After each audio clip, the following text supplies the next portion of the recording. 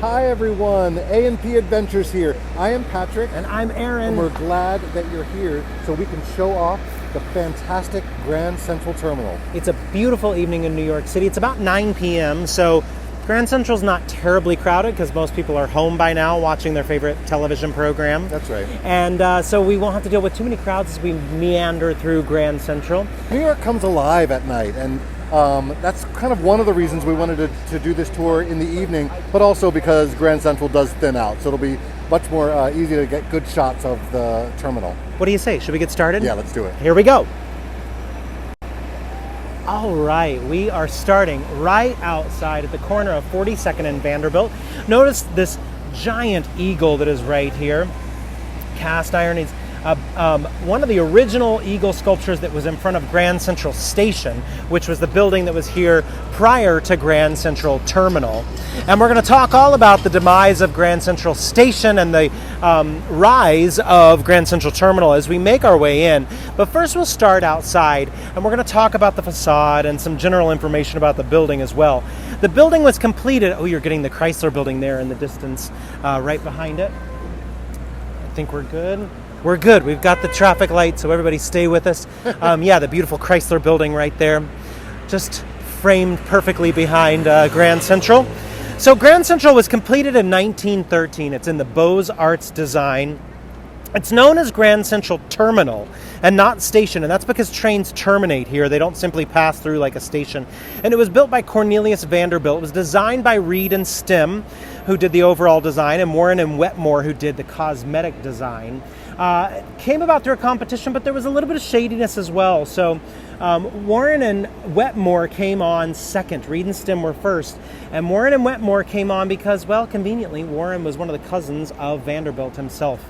Vanderbilt was the owner of the New York Central Railroad and wanted to upgrade the depot that was here. And that's why we have this newer building.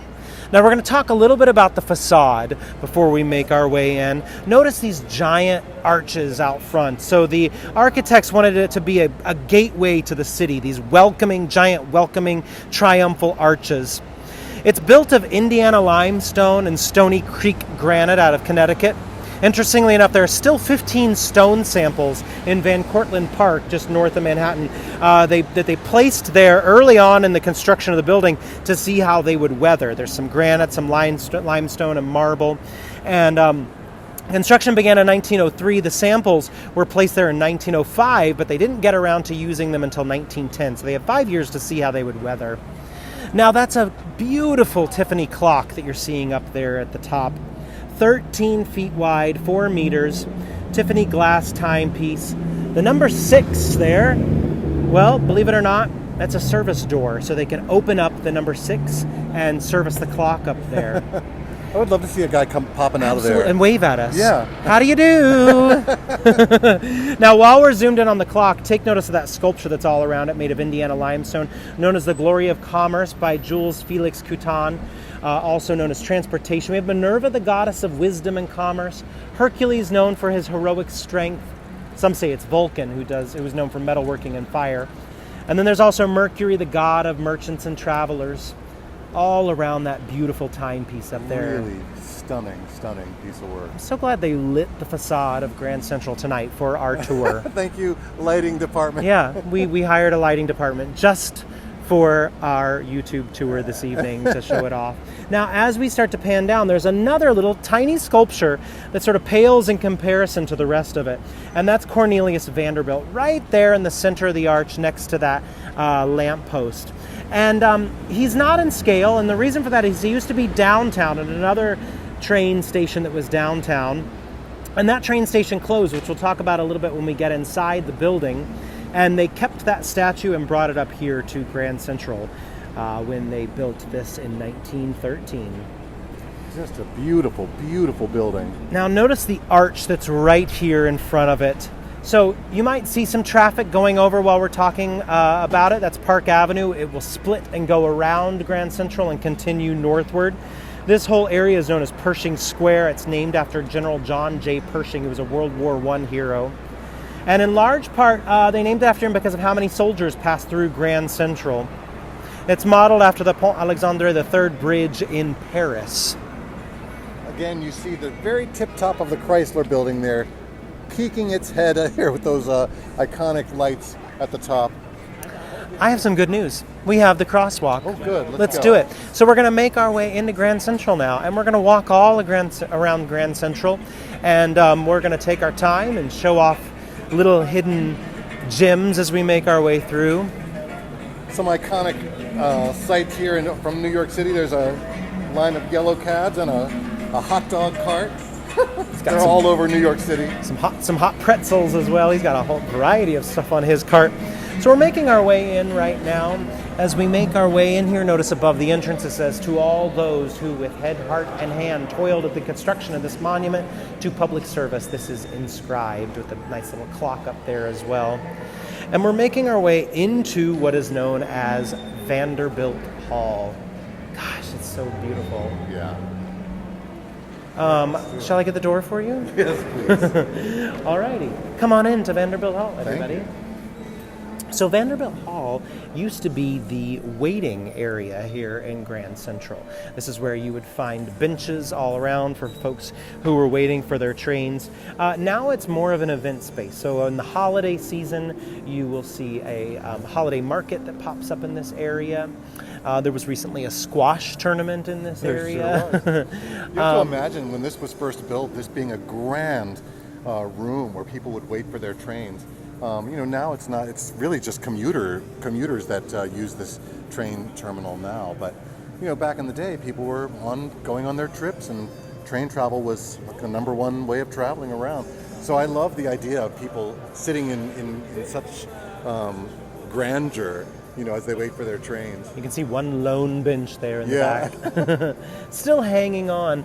The flip side of this Vanderbilt Hall right now is has a branch of City Winery, which is a restaurant and live music space. In fact, you can kind of see a little bit of the stage back there on the left, so they host some live music in here as well as some food and drinks. So if you need a little nosh before you get on your train, a good place to go. But we're going to talk a lot more about that when we go down to the basement as well.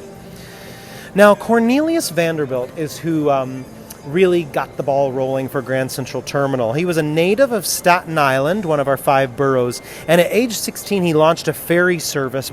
It was a boat service between Staten Island and Manhattan, and it quickly grew, and the reason it quickly grew is he actually had a schedule for his ferry service, whereas a lot of the ferries at that time, they didn't have a schedule. They just waited till the boat filled up until they took off. But that didn't do so well if you had to be at work by 9 a.m. So he had a schedule, and quickly people began to rely on it, and so he got the numbers, and it grew very fast into a shipping business all along the Hudson River, the Atlantic coast, and beyond, including steamships to San Francisco during the 1849 gold rush. And then in the 50s, he started to notice the potential of the railroad system. He thought if it just had a little bit of organization. So what he did was he bought up stock in local railroads and combined them, ultimately creating a vast transportation network and a very powerful family empire. In 1871, he opened the Grand Central Depot, which was ultimately replaced by the terminal as we see it right now. So why did Vanderbilt open the Grand Central Depot here on 42nd Street? Well, in 1871, this would have been quite far from the populated areas of lower Manhattan. New York was quite energized by, in the early 1800s, with rapid growth from trade and banking. And railroads were vital to this growth. The railroads brought people, they brought profits, and they brought pollution. In 1854, those soot-belching steam engines were prohibited from traveling below 42nd Street. And that kept them far from New York's populated heart, lower Manhattan. So what would happen is trains would stop here on 42nd Street, they'd unhitch their engines, and passenger cars would then be towed by horse the last few miles downtown. But as the city began to grow northward, the need for a better station grew. By 1905, Times Square, which is just a couple blocks away from us, was becoming quite popular. Electricity has moved to this area. The depot was kind of not organized because of all the various lines. And on top of that, it also didn't match the surroundings of the new vibrant heart of the city, the new Midtown. So a contest was held in 1903 to find an architect, and Reed and Stem won, and then they partnered with Warren and Wetmore. Now take notice of this clock right here in the middle, a very common meeting point. Folks would say, hey, I'll meet you at the clock in the middle of Grand Central. Of course, that was long before we had tiny computers and timepieces in our pockets everywhere. But it was designed by the Connecticut clock company Seth Thomas. And the Grand Central website says it's valued at over $20 million. And it said that those white faces are opal around that clock right there. Now, also notice the little acorn on top. That's the symbol of the Vanderbilt family. They're going to be all over. We'll notice a couple more, especially when we get downstairs. And it's the symbol of the family because of the phrase, mighty oaks out of little acorns grow. That was their family slogan. Love it. All the clocks in Grand Central, by the way, are set to the U.S. Naval Observatory in Bethesda, Maryland, and are said to be accurate within 1 second of every 20 billion years. That's pretty accurate, I would say. Accurate.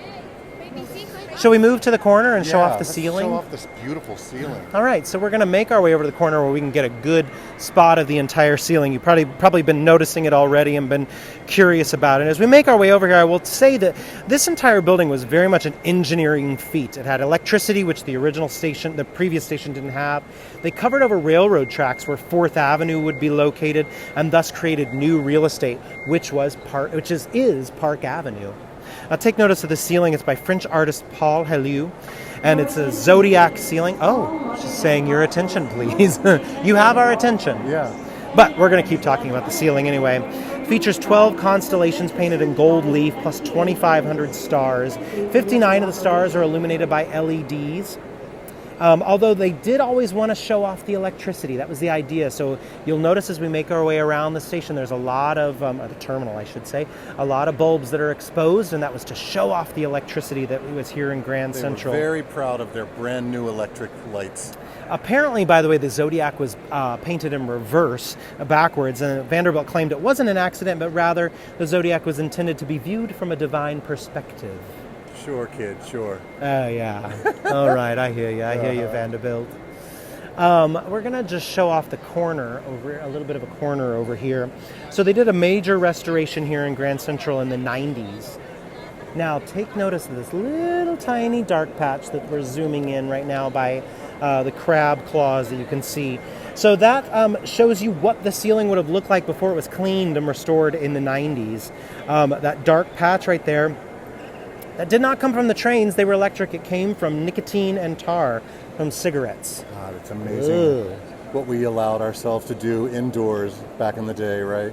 It's wild. That whole ceiling was that dark color. So they did some major work to renovate the ceiling back to its original beautiful blue color. Yo, Patrick, you want to go downstairs? Yeah, let's do it. All right, game. Let's do it. So we're going to cross the main floor here and make our way downstairs. I should say, by the way, that this main room, while we're in here, just notice or take note that we have 67 tracks, 44 platforms, 49 acres. The tracks are on 2 levels. We're going down to the 2nd level. The ceiling is about 12 stories high, or about 125 feet. Trains do a loop to turn around down by 40th and Park, a little south of here. And a couple movies that are notable for Grand Central. Friends with Benefits had a flash mob scene here. Madagascar, Carlito's Way, Fisher King, North by Northwest. Now we're heading downstairs. Now, so this staircase that we're going down actually was added in 1997 when they did that renovation. They reopened the same quarry in Tennessee to match the marble. So it used to be you buy local tickets down here, and upstairs would have been for interstate travel. So local was down here, upstairs was interstate. All the trains now here in Grand Central are all local travel. We have a new concourse that now allows trains out to Long Island, which is brand spanking new here in Grand Central. I just want to get us a kind of a closer shot of the detail. This is the entrance to the track, but look at that stonework up there, just above the doors to get to your train. That just would never happen with new construction today. So I love how much care they put into detail, and making this building so beautiful.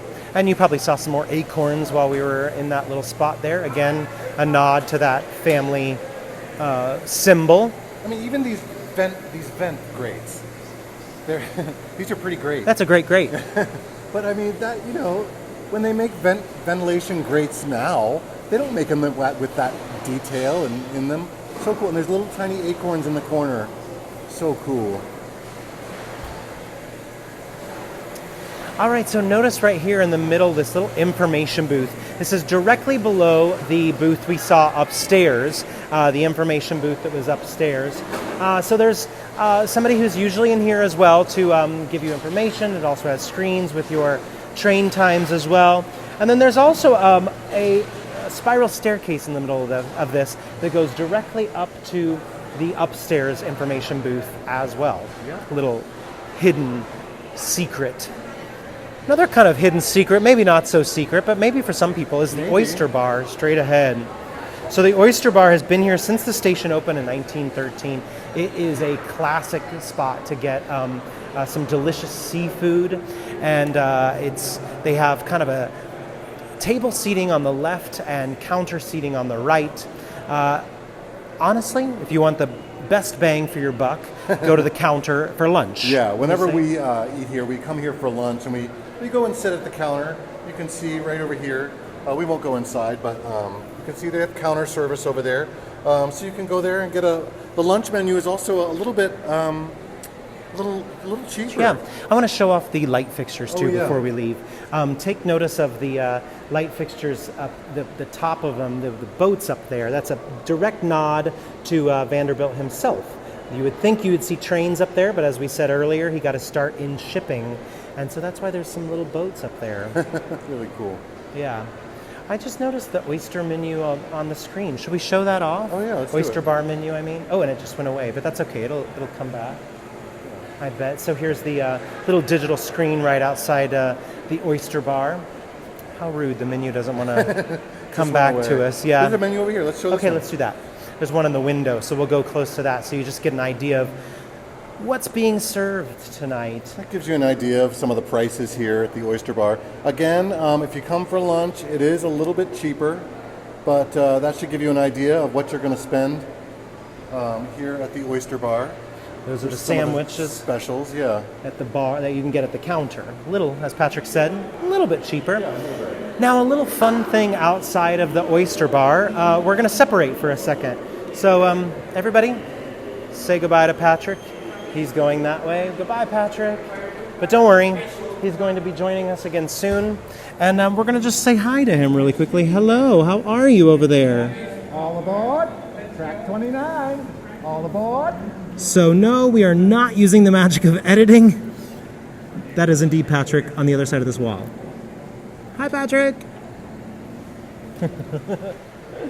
So there's a little whispering wall over here. Now you might have noticed the tiles that are above us.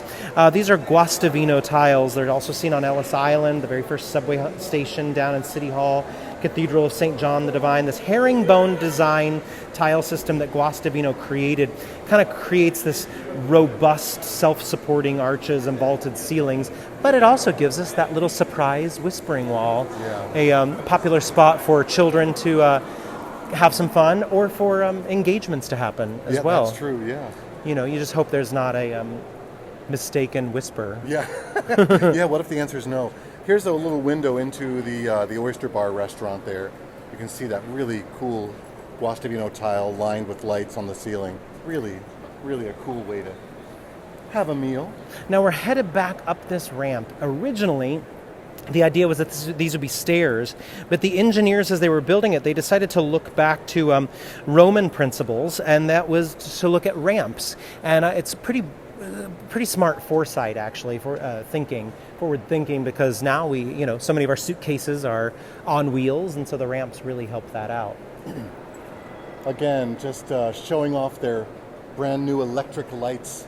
I love how proud they were of their new electricity. So they have those exposed light bulbs there. Now we have Jackie Onassis, in large part to thank for the saving of Grand Central Terminal. So it was being threatened that it was potentially going to be torn down, or part of it was going to be gutted for some new buildings. She helped save it in 1975. The landmark designation had been voided, and a business tower was going to go up She fought hard, and finally, started in 1975. Finally, 1978, the Supreme Court ruled in favor of Grand Central in the New York landmark law, which we are very grateful for that this building has been preserved. Look at these 3 arches here, the entrance. Sort of reminds me of SNL, which they do have their main set on Saturday Night Live is designed after Grand Central Terminal. So it kind of looks like that to me. Should we go over and show the... I think we should. Let's do it. Some of you may have seen our subway art tours before. We're going to show one as we make our way down here right now. One of the newer pieces of art in our subway system. It's called I Dreamed a World and Called It Love. And it's by Jim Hodges. And we have over 5,000 individually cut pieces of glass in more than 70 colors. Now, the top part is all blue. And that's a nod to the ceiling of Grand Central Terminal. That beautiful blue ceiling that we saw just a little bit ago while we were inside. And as we make our way down, you'll notice that the colors now become an assortment, a wide variety of colors. And that's meant to be the people walking through Grand Central, all the different types of people who commute through here every day underneath that beautiful blue ceiling that we were seeing up there. This covers... Stunning. It really is. Covers more than 700 square feet. And he wants it to be, kind of give a little bit of historical context while in Grand Central, and also be a celebration of the people who give New York its identity, or have given New York its identity for years, and who will give New York its identity for years to come. So we're going to take a ride up the escalator. Let's do it. It's going to be like fancy camera work now, like we're on our own boom operator. Again, you'll see that lower part, all the colors, all the different people. And as we make our way up, you'll start to see the blue section, which is reminiscent of the ceiling of Grand Central. There it is coming into view, the blue section. Yes, stunning. All right. Again, that's called I Dreamed a World and Called It Love by Jim Hodges. Over 5,000 individually cut pieces of glass. Should we show the plaque before we mosey away from here? There's the plaque indicating it. And we do have subway art tours that we do, and we show off just the subway art, but that's just a little glimpse of what that is like as we make our way through here. Including Grand Central Madison, which is right here at the underneath Grand Central, brand new brand new I wouldn't call it concourse. a subway station, but it is the newest train expansion, part of the Long Island Railroad. But still, they have some really beautiful art down there. Now, the subway does run 24 hours a day, 7 days a week. We have over 720 miles of track. And it started in 1904, the subway. Now, because it's evening, this next little location isn't open, but we're going to show you this little spot anyway, so that you can know where to come if you're here during the day, and that's Grand Central Market. So if we were to go inside, we'd have about 15 different vendors that are all local New York-based vendors, and it's a great place to grab some food for your way home. Typically not as much prepared food. More so you could get some fresh fish to cook when you get home, or some spices to spice things up when you get home. And fresh cheeses and chocolates and different things. If you know Murray's Cheese Shop, which is a very popular New York City cheese shop, you might have seen it in there on the left while Patrick is zooming. They have a little outpost in there as well. So again, that's just known as the Grand Central Market. Grand Central Terminal takes up a whole city block. So, you know, it's a massive structure and building. So you can spend a long time here just exploring and, you know, seeing art everywhere, because it is one massive piece of art. I just want to show this dining concourse right here, mainly because while we were downstairs, we neglected to point out that beyond just the oyster bar, there were a lot of other food options downstairs, including affordable food options, and most of them are also New York-based restaurants, like Chirping Chicken, Shake Shack, which actually got started at Madison Square Park here in New York City. So there's a lot of good New York locations down there in the basement. This little area is known as the Gray Bar Passage. So when Grand Central popped up, everything around it started to be known as terminal cities, and we saw businesses wanting to be in this area because their workers could commute to Grand Central and have an easy walk right into work, into their building. And so these passages are here to just sort of connect the various buildings. And this one goes to this one was called the Gray Bar Passage because it went to the Gray Bar building. And the current tenants, by the way, that Gray Bar building are the MTA, our Metropolitan Transit Authority, and Metro North and New York Life Insurance, and there's a few more as well. But what we really want to show is this mural that's above us. This is by Edward Trumbull, and this was painted in 1927. It was devoted to the jazz age industry and innovation, and it displays influential technologies on all four sides that would ultimately shape the world. So you can see in the center of this particular shot, if it's coming through clearly on whatever device you're looking at, we have the raising of the skyscraper on that one. You can see some gentlemen moving the steel beams. And should we just go around panel to panel? Yeah, sure. So you pick which one's next. Well, let's go this way. Okay, perfect. This one is going to be quite obvious and topical to where we're at right now, which is a train being pulled by an electric locomotive. So that is a direct nod to the rise of the railroad system in the United States. And then as we continue along, the next one we have the manufacturing of steel. So we have the skyscraper on the opposite side of it, the raising of the skyscraper, but now this is the manufacturing of steel right here. And then as we come along, again, this one will be quite obvious, similar to the trains. We have aviation with the Spirit of St. Louis and a Zeppelin in there. And again, this is by Edward Trumbull. His other murals are in the Chrysler Building. He's got one at Chicago's Museum of Science and Industry. Also, just to mention that Trumbull's murals, his artwork are usually very vibrant and colorful, and that one, that mural we were just looking at, clearly needs some love. So we're hoping somebody will restore that someday to its original colorful way it was made. Did you know there is a tennis court inside Grand Central Terminal? What? I know, it's true. So there on the fourth floor is the Vanderbilt Tennis Club, which is open to the public. It's accessible inside the terminal. We can't take you up there. They don't allow filming when you get up there, but certainly if you're coming to Grand Central, you can check it out. Originally, that was CBS Studios up there. Ed Murrow would broadcast from there, as well as the show What's My Line. There was a CBS antenna on top of the Chrysler Building, which, as you saw at the very beginning of our tour, is basically next door to Grand Central. And as we're making our way in, take notice of the beautiful ceiling again by Paul Helleu. There's also a secret track here, and I have to get quiet now because it's a secret. It's a secret, I understand. Yeah, we can't spill the beans too much. It's known as Track 61, and it leads to a special platform which has an elevator directly into the Waldorf Astoria Hotel. So if you were rich and important enough, like me and Patrick, why are you laughing? Sorry, didn't mean to laugh at you. You could direct your private car to go to that track, and you could go straight in. The most famous user was President Franklin D. Roosevelt, who famously didn't want the public to see he was a paraplegic. So they could fit FDR and his limo into the freight elevator straight from the train and go up to the Waldorf Astoria garage. Yeah. Sure, let's show the track. Yeah. We're going to come on over here and show, just to give you a little view of the train tracks, and I think we get a train as well.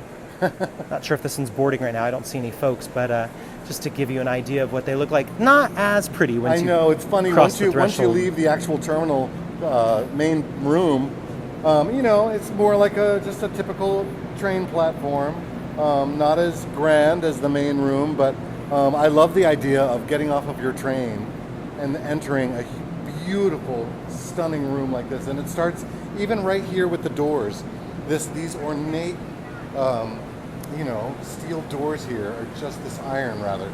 That beautiful ironwork. That would never happen on a new building today. And then you enter in this gorgeous room. I just love it. I mean, can you imagine if you've never been here before? This is your first first entrance coming into this area. So we're going to go up the stairs and do a nice little final shot from the middle of the staircase up here. One of the most popular spots for folks to come and take pictures and have their picture taken.